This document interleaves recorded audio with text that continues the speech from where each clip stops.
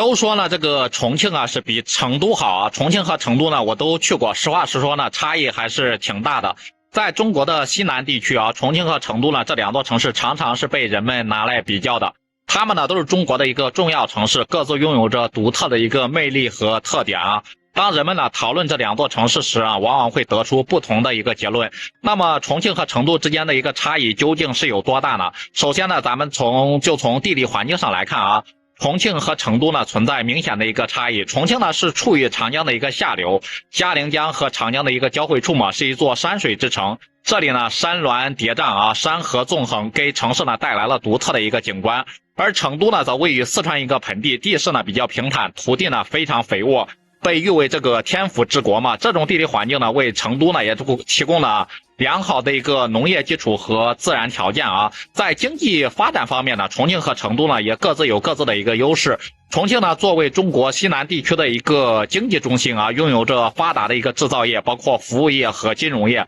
重庆呢还是中国内陆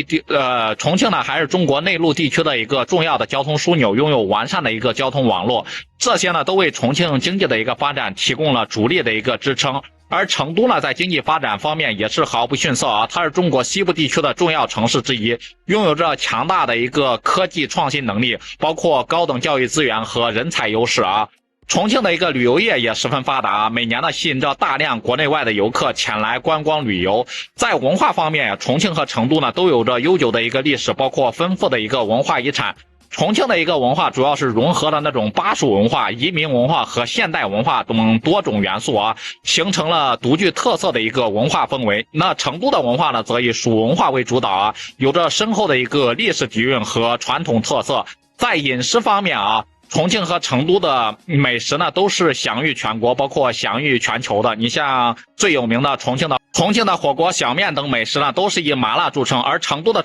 成都的川菜呢，则以其丰富的口味和独特的一个烹饪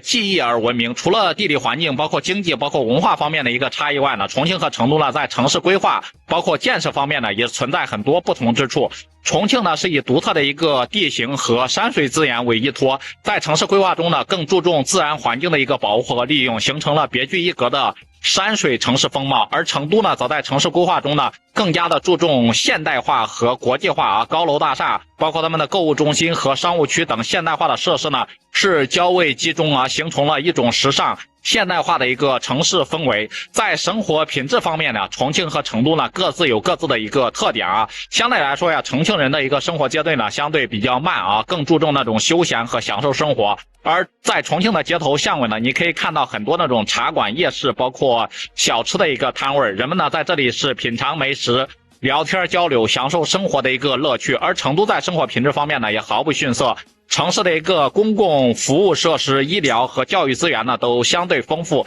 人们的生活质量呢相对来说也是比较高的啊。总的来说呢，重庆和成都呢都拥有各自的一个独特魅力和优势。在未来的发展中啊，两座城市呢也可以相互借鉴、相互学习，取长补短，共同呢推动区域经济的一个繁荣和发展。不知道大家对于西部这两座城市重庆和成都，大家都有没有去过或者有没有生活过？大家觉得这两座城市哪一座城市更好呢？也欢迎在评论区里面留言讨论。